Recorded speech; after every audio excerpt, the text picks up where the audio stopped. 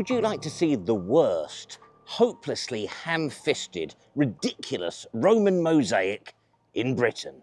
In fact, some people say this Roman mosaic is so bad that it underlines the third-rate provincial status of Roman Britain in stark tessellation. Quite pleased with that. In fact, grasping at, or is it clasping at, I'm never too sure, Natalie Haig from the Leeds City Museum described the mosaic as nothing if not unique. Well, the days are getting drearier and the nights are drawing in, and Natalie assures us that their mosaic never fails to put a smile on visitors' faces. So join me then as I head off to Leeds to take a look at the UK's worst Roman mosaic, or the wonky Roman wolf mosaic. I haven't decided on title yet. Will it really be as bad as they say? Have critics been too harsh? Incompetent craftsmanship? Or a strong Celtic spirit despite centuries of Roman oppression? Plus, of course, we'll visit Whitelock's for a pint.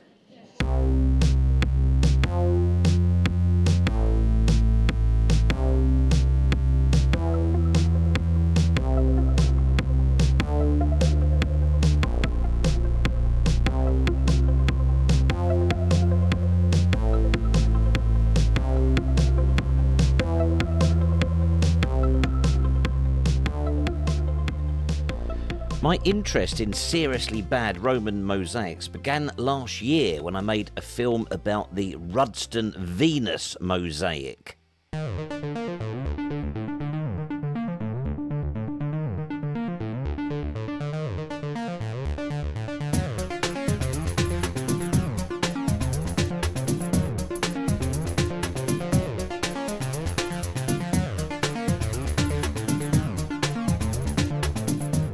Long derided as an amateur, if spirited, attempt by some cockeyed Romano-British poltroon working from an African Roman copybook.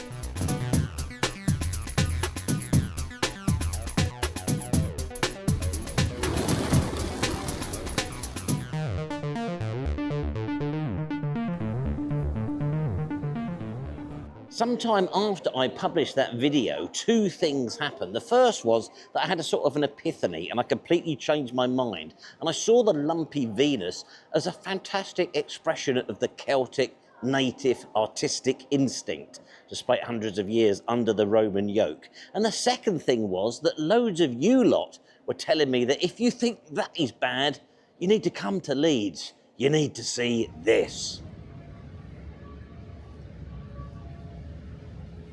During the 18th and 19th centuries, tessellated pavements kept turning up in Aldborough, Isurium Brigantum in Roman money.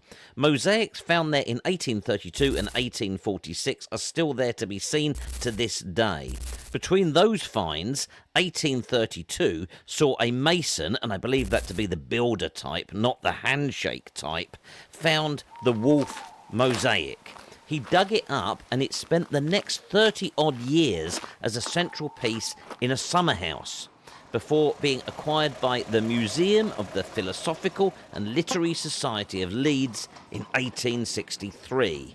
By chance, I actually spotted a blue plaque marking the site of the Museum of the Philosophical and Literary Society of Leeds. It has long gone, and progress has put this in its place. Now, before we take a look to this wolf mosaic, I think we need a quick recap on the story of Romulus and Remus. I don't wish to insult the intelligence of our viewers, but I spoke to our colleagues over at Brian Can Animations 1969 Limited, and they told me they've got AI now. So we're going to just quickly remind ourselves of the tale upon which this mosaic is based.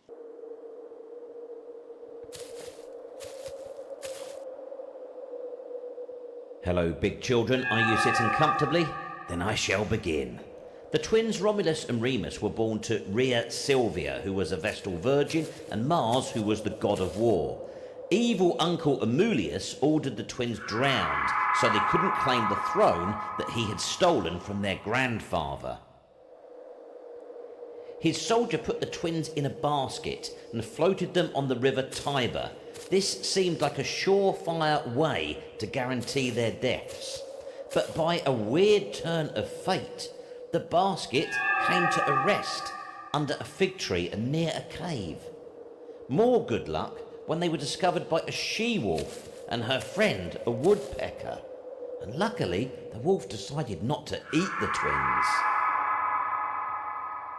One day, a shepherd called Faustulus arrived and took the boys into his care. But as they grew up, Faustulus became scared by what he saw in the twins. Eventually, Romulus and Remus had Amulius killed, enabling their grandfather, Numitor, to reclaim his throne. And having established Rome, where they were found by the wolf and the woodpecker, Romulus killed Remus and ruled alone.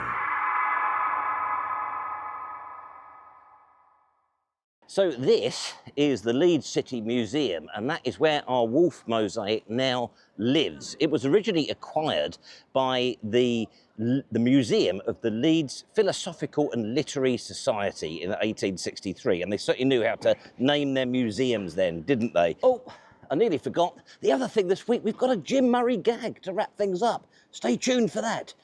You won't want to miss it. Anyhow, I'm pleased it ended up in a beautiful old building like this. Are you ready for the worst Roman mosaic in the UK? Right, the moment of truth. Will it stop me in my tracks?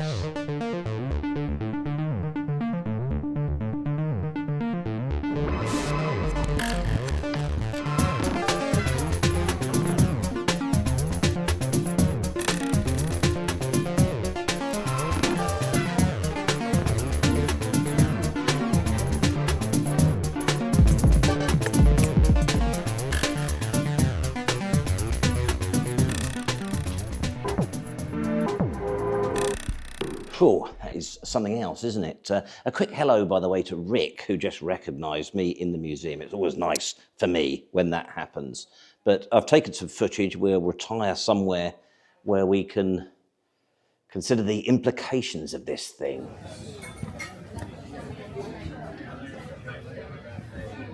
Right, I feel sufficiently recovered. I have retired to the excellent Whitelocks and the Turk's Head as recommended by Sir John Betjeman. I think he described it as the heart of Leeds, of old proper Leeds, something like that. And after a delicious plate of cauliflower croquets and a pint or so of Timothy Taylor Landlord, I feel ready to face this thing. For face it, I must. I've got to be an art critic, so I've got it on my phone here. Right, let's ignore the wolf. It's best to ignore that to start with. If we look at the border, I think that's good.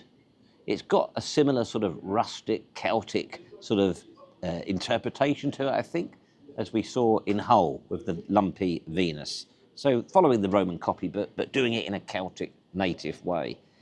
The fig tree, I think, is a thing of absolute beauty. Again, I see Celtic design in it.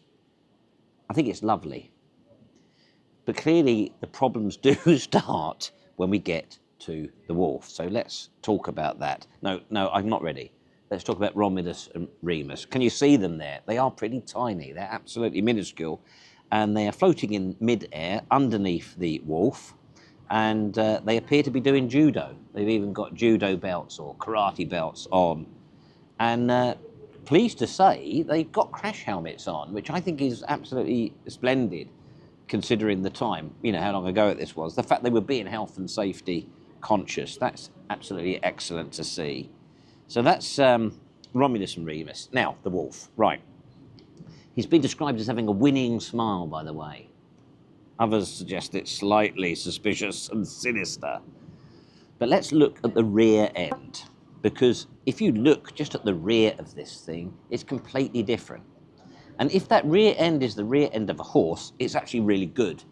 Look at the tail, the legs are elegant. So is this perhaps an example of where the artist has done that thing of changing their mind about what they're going to produce halfway through? There's a word for that, isn't there? That the suave Philip Mould on Fake or Fortune says. Can't remember what it is. And then the plan has changed, and thus the Romulus and Remus, the face and the front legs are scrap.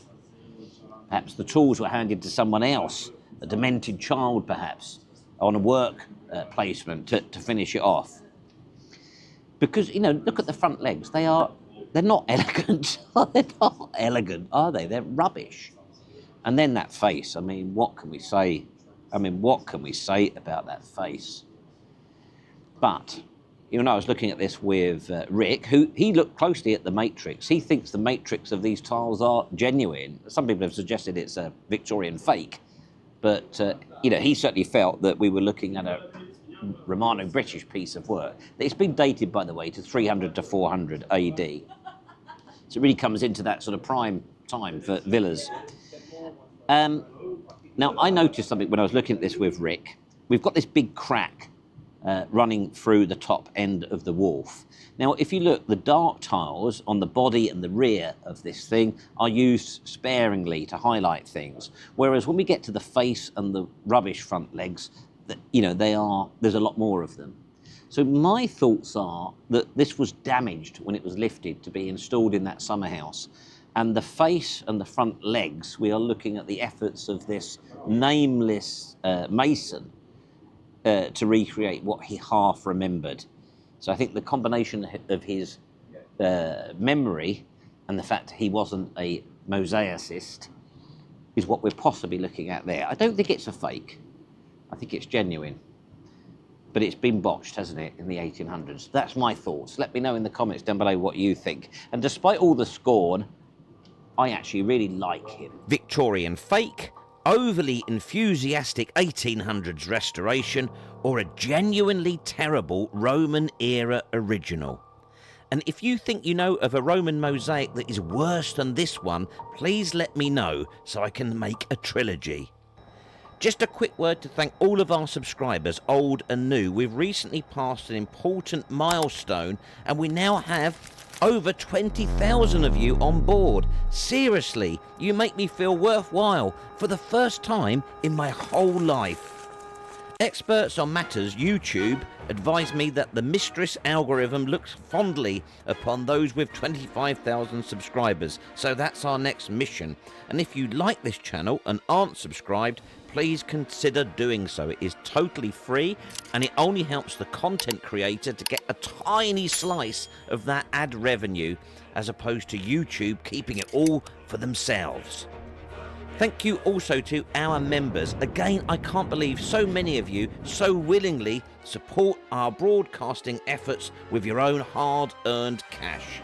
And if you're interested in joining our community, there's a link in the description down below. I feel like a veritable Tweedy Pubs sat outside here because it's too busy inside to film this. I hope you found this all mildly diverting. I've had a lot of fun with it. And as promised, to finish the video this week, we have a gag from Jim Murray. It's been ages since we've had a Jim Murray gag. In fact, we've got two. He used to write for Frankie Howerd, by the way.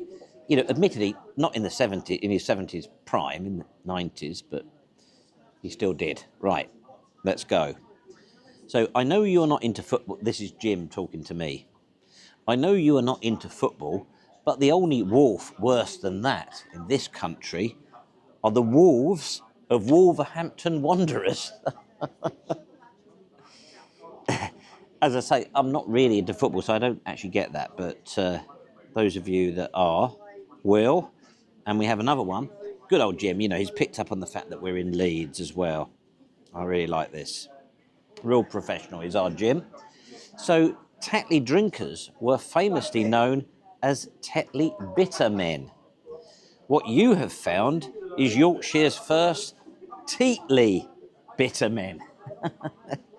So it's not Tetley, he's changed Tetley to Tetley because the she-wolf suckled Romulus and Remus. It's good, isn't it? It's good. See you next week.